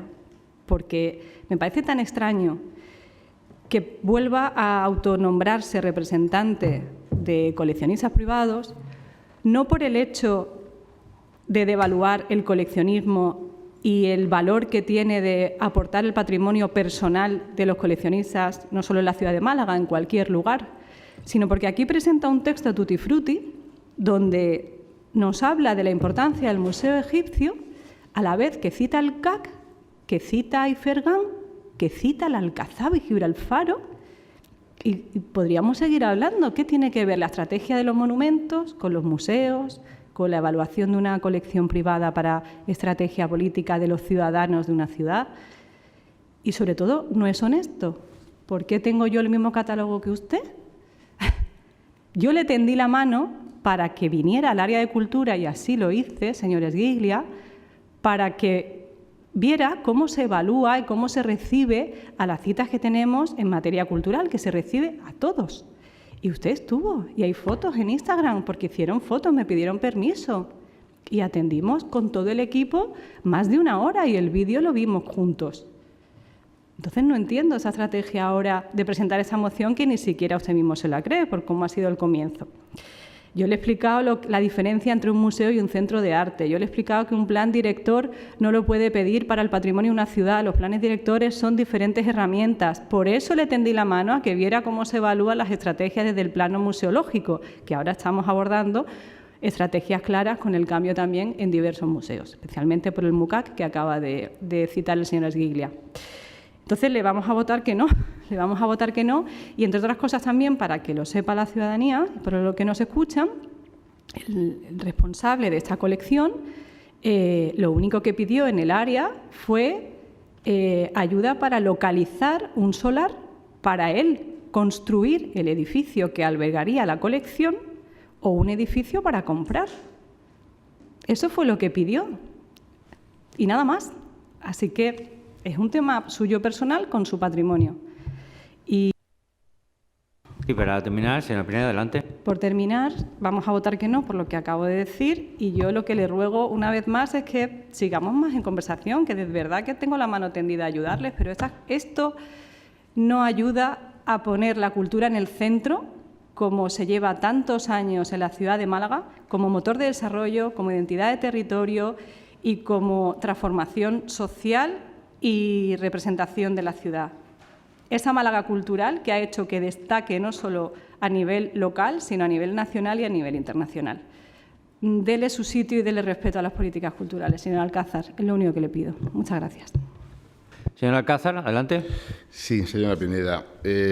Mire usted, yo no soy representante de coleccionistas privados. Eso es una apreciación suya de parte y que no comparto en absoluto. Se la acaba de inventar. Por otro lado, si yo digo de ser breve, no es por no darle importancia a la moción, sino por aligerar el tiempo de esta comisión, no por otra cuestión. A mí nadie me hace las mociones, las trabajo en consecuencia con el equipo mejor o peor que tengo. Y la moción le puedo garantizar que obedece a un sentir, a una visión que tenemos en el grupo que bajo su criterio de parte, insisto, podrá ser afortunada o no. Créame que trabajamos por la cultura en la ciudad y que entendemos que además, como usted bien dice, tuvimos la posibilidad de reunirnos, creo que fue a primeros de julio, y fui yo quien propuso esa reunión, no usted, como ha dicho. La reunión la propuse yo, pero desde junio, no, señora Pineda, fui yo quien le llamó, yo a usted, no usted a mí, y nos sentamos y hablamos, pero la reunión la provocamos, pero desde junio hasta ahora no hemos tenido ningún tipo de adelanto ni ningún tipo de información, y entonces pues hemos querido convenientes pues por lo menos sacar esta propuesta. ¿Que usted no la ve lógica? Pues bueno, pues la respeto como usted comprenderá. Muchas gracias. Señor Esguiglia. Señora Pineda, pues podemos pasar a votar.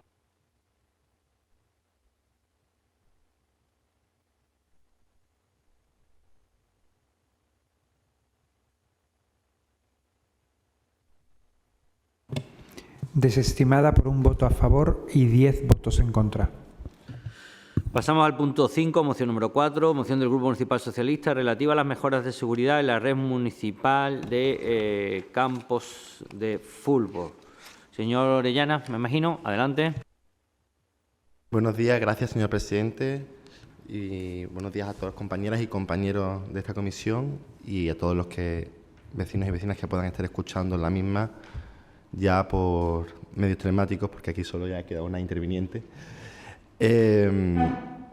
Decir que traemos esta moción a esta comisión porque lamentablemente pues, hemos sido conocedores de un incidente que tuvo un chaval jugando al fútbol en uno de los campos de fútbol con los que cuenta la red de 25 campos de nuestra ciudad.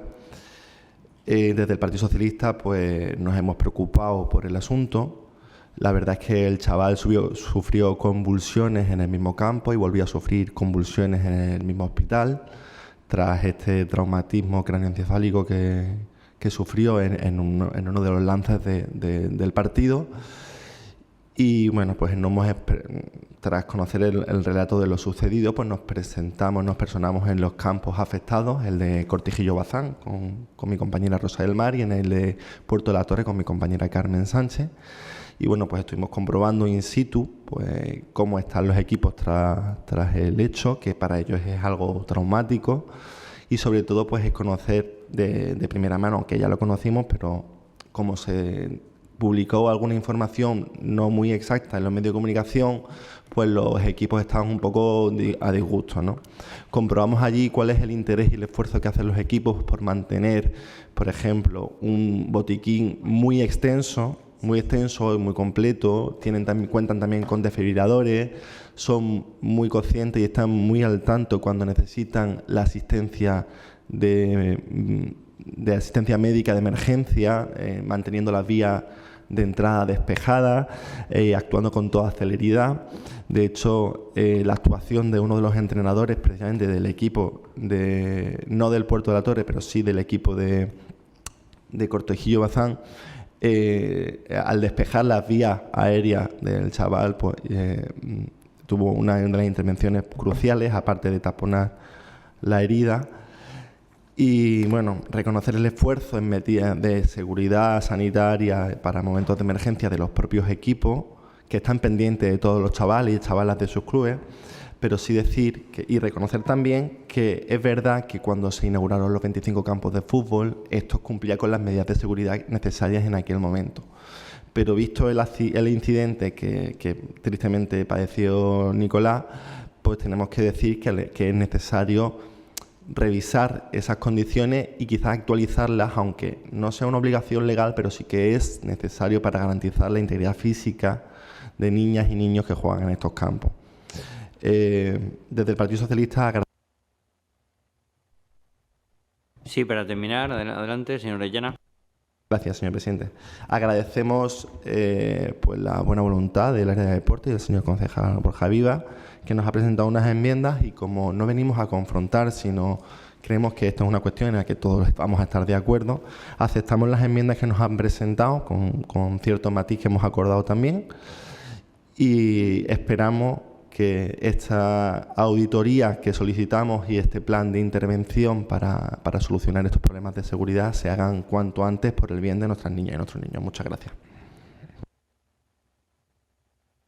Señor Esguilla. Muchas gracias. ¿Cuál debería ser la prioridad de un área de deportes?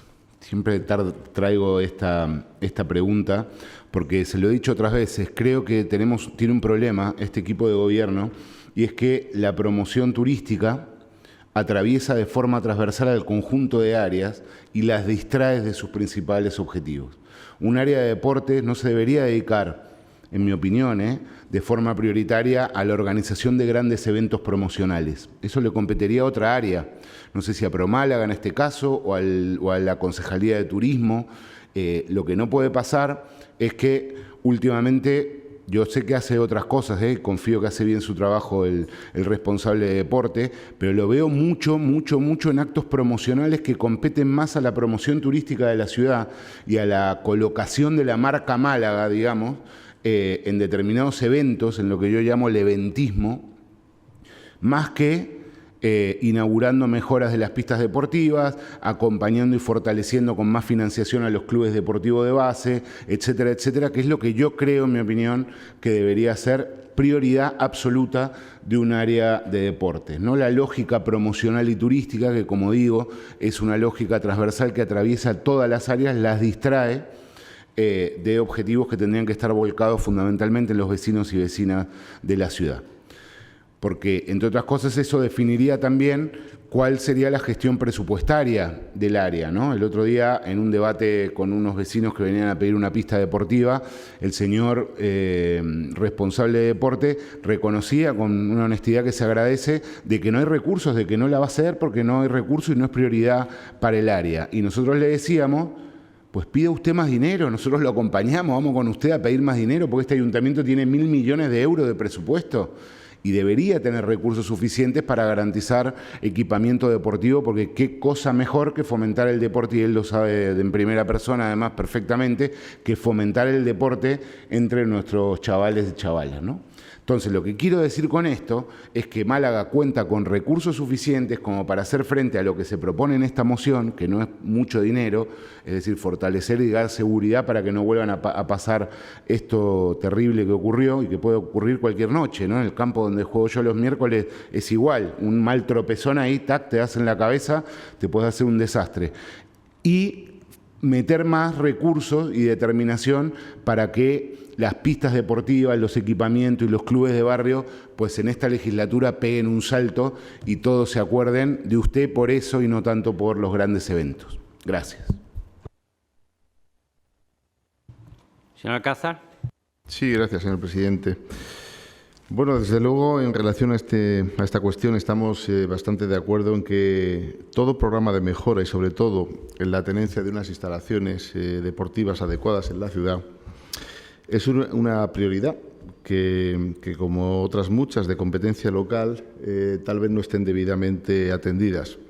Pensamos que tal vez por falta de recursos derivados fundamentalmente por el desarrollo o en no pocas ocasiones de iniciativas que no son competencia de esta administración local. Pero lo cierto es que en este particular estamos completamente de acuerdo en la realización de un programa integral para mejorar el estado de las instalaciones en sí como de la promoción de medidas complementarias para la mejora en materia de seguridad para los usuarios de estas instalaciones. Es una cuestión que entendemos que es de gran interés y que desde luego hemos venido y seguiremos apoyando en el futuro.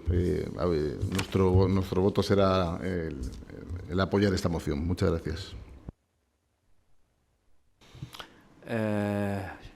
Señor Vivas, adelante. Muy bien, muy buenos días. Bueno, por mantener un poco el debate del señor Orellana, que habíamos empezado todo muy bien, y no quiero decir que después hayamos terminado mal, ni mucho menos, pero bueno, por centrarlo, pues toda la razón. Efectivamente hubo un incidente pues muy desagradable para todos, obviamente. Como todo en la vida, probablemente se podría haber, bueno, no sé, no te voy a decir si evitado, pero probablemente que tuvieran menos consecuencias y obviamente nosotros somos conscientes de ello. Por matizar, es verdad que, bueno, efectivamente los campos cumplían, como bien has comentado, cuando se hicieron. Ahora que estamos en el proceso de remodelación, que va a costar bastante dinero, se van a adaptar obviamente y buscaremos todas esas medidas. Yo me comprometo, como bien he comentado, en hacer esa auditoría que ya se estaba haciendo. Lo primero que hicimos, al igual que vosotros, porque creo que es de obligación, es asistir al campo obviamente para ver qué había ocurrido.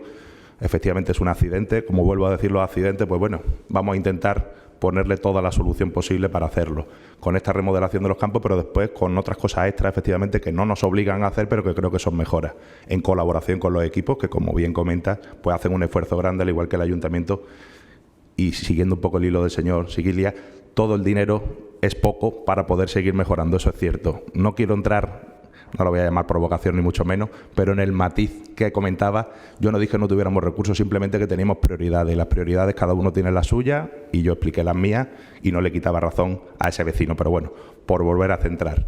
Vuelvo a agradecer el tono y ya os digo que todo lo que podamos hacer en afán de mejorar, creo que tenemos el apoyo de todos los grupos, así que votaremos a favor con esas dos pequeñas enmiendas que hemos puesto y ojalá que no se vuelva a repetir este incidente. Muchas gracias.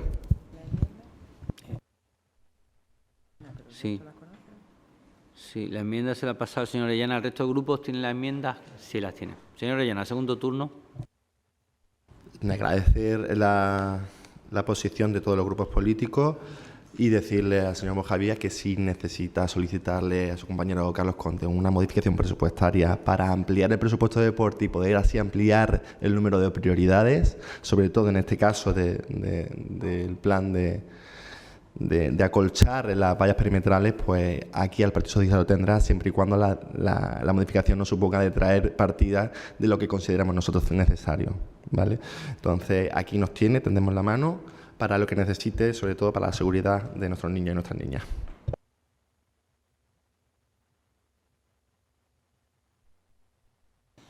Señor Eguiglia, segundo turno. Señor Alcázar, ¿es necesario? Señor Vivas, no es necesario. Pues entonces podemos pasar a votar con las enmiendas aceptadas de propuesta.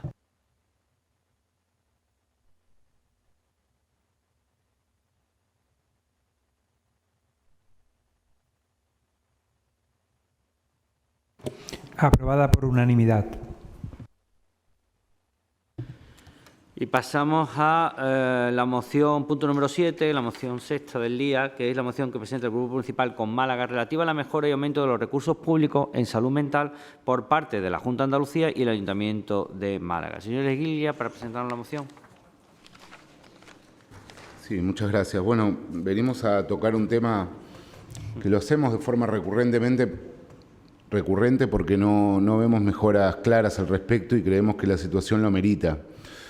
Muchos profesionales lo califican como la pandemia silenciosa, los problemas que está habiendo en nuestra sociedad relativos a la salud mental, que han crecido de manera exponencial según los indicadores que manejan los profesionales en los últimos años y especialmente a partir de todo el impacto que supuso la pandemia de COVID-19.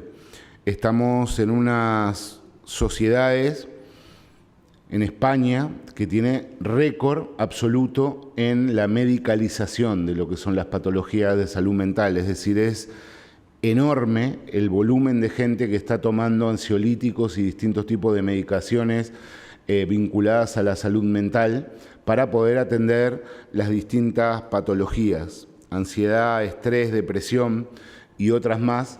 Es algo mucho más frecuente de lo que nos pensamos en las familias de nuestras ciudades y concretamente también en Málaga. A mí me preocupa y destacamos en la moción especialmente la situación de la juventud, una juventud que se ve en el medio de dos tendencias que son ansiógenas o productoras de malestar.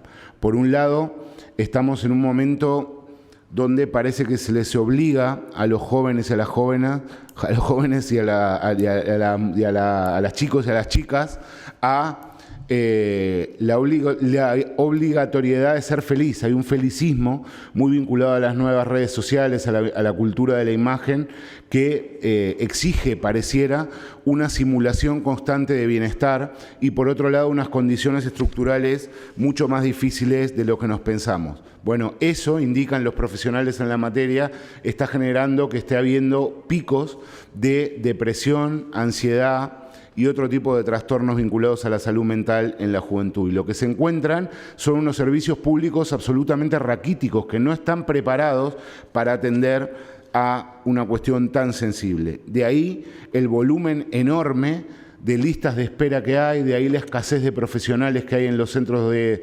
atención y en los hospitales, y esto genera evidentemente un enorme malestar en la familia, lo que provoca, cuando uno tiene un problema de salud mental, tres vías principales. La primera, medicalizarse, que suele ser un problema también para atender el problema. La segunda, recurrir al mercado, a un psicólogo, a un psiquiatra privado. Estamos hablando de consultas que cuestan de 50 euros para arriba y por lo tanto mucha gente no lo puede pagar. Y la tercera es esperar a que se me pase, que es lo que suele ocurrir en muchas familias. Lo que venimos a traer aquí es de forma muy concreta que se tomen medidas y se le insta a la Junta de Andalucía que ponga más recursos, más personal para atender temas de salud mental y que el Ayuntamiento cumpla con algún acuerdo que ya ha pasado por esta casa vinculado al Servicio Municipal de Atención Gratuita, el Servicio de Atención Psicológica Gratuita para los vecinos y vecinas. Gracias. Señor Alcázar. Sí, gracias, señor presidente.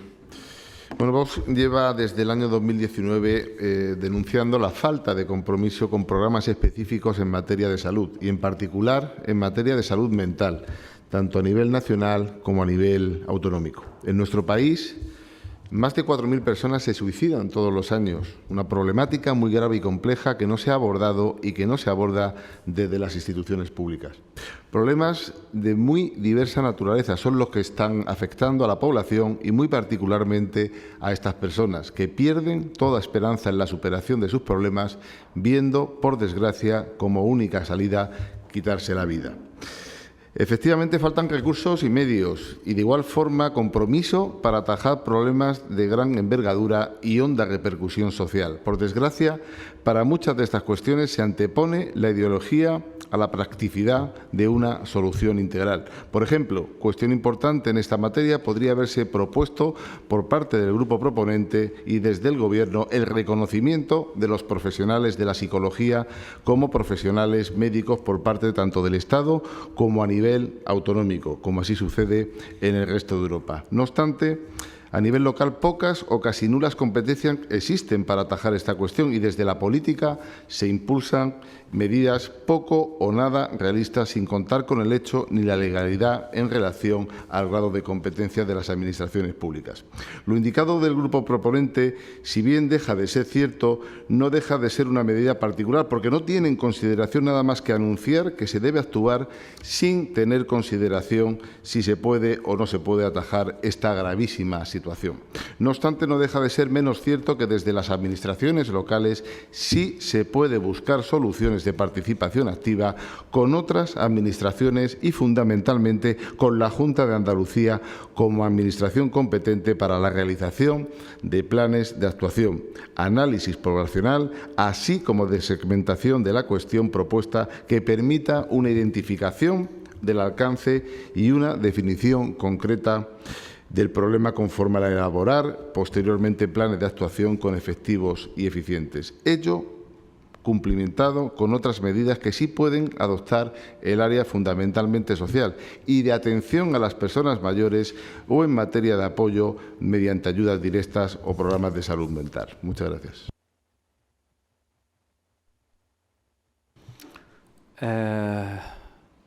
Señor Cantos. Perdona, espera, señora Martín, antes, Grupo Socialista.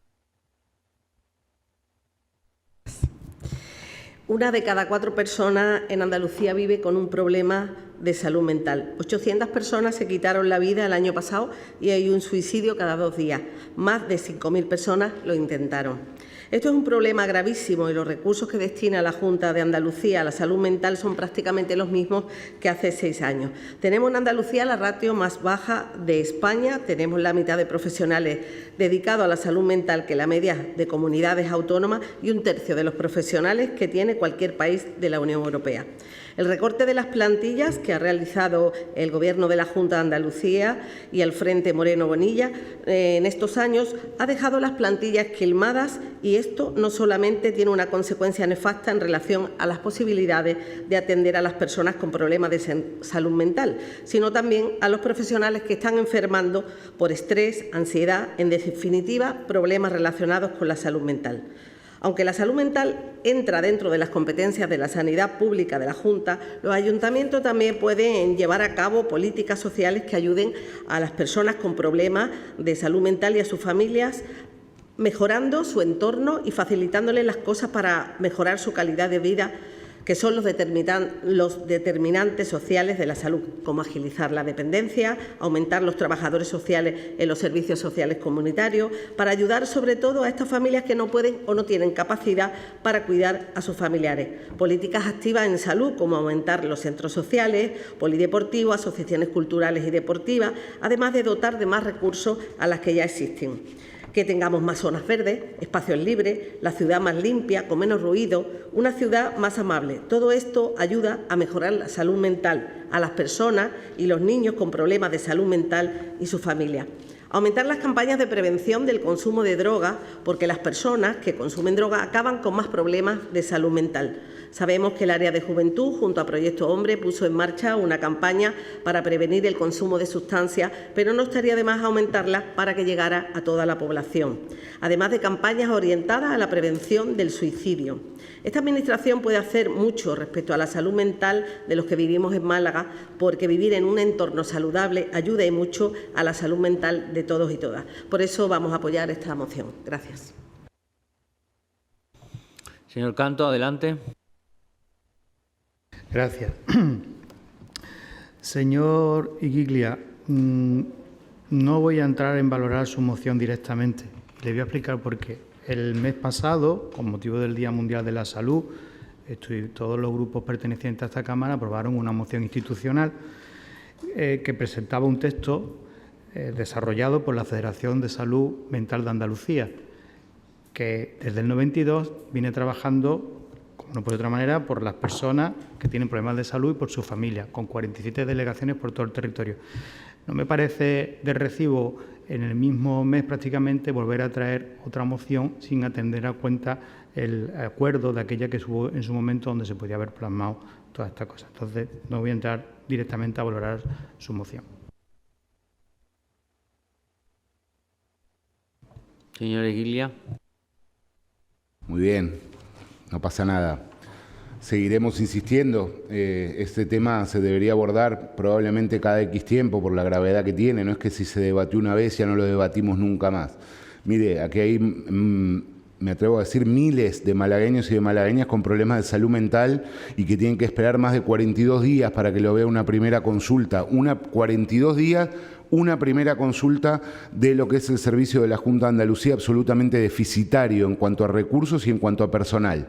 Lo que nosotros le traemos como propuesta aquí, que lo podría hacer perfectamente este ayuntamiento, que de hecho le voy a contar dos cosas que hicimos.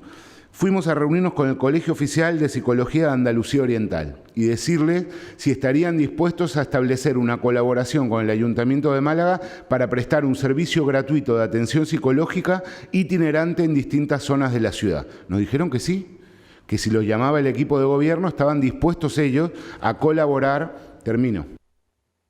Con un servicio municipal gratuito de atención psicológica. Ellos consideraban que era especialmente importante orientarlo a la juventud, para que jóvenes que tengan problemas de salud mental pues no se vean impedidos por la cuestión económica. La otra cosa que hicimos, nos fuimos a Teatinos, hicimos una encuesta de vídeo preguntándole a los chicos y a las chicas si habían sentido ellos necesidad de atención psicológica en algún momento de estos últimos años y por qué no lo habían hecho. Bueno, una enorme cantidad dijeron que sí, y el principal problema, te lo decían claramente, es que le pedían un mínimo de 50 pavos una sesión.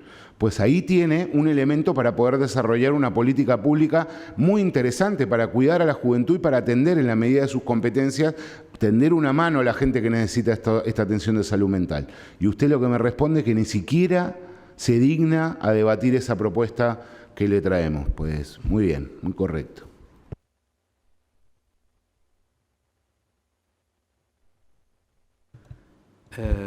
Segunda intervención. Sí, no solamente... Señor Alcázar.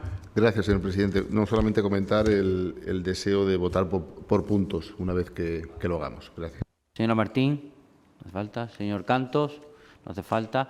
Votación separada pide el señor Alcázar. ¿Se nos puede definir un poquito cuál? Sí, por un lado 1, 2 y 6 y por otro 3, 4 y 5. Pues vamos a votar la moción del señor Iglesias, primero los puntos 1, 2 y 6. 1, 2 y 6.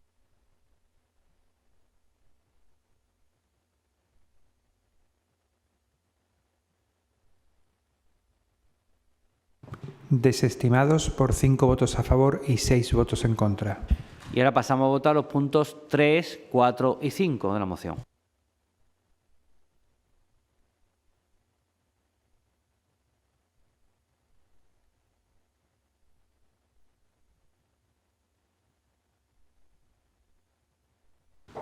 Desestimados por 4 votos a favor y 7 votos en contra.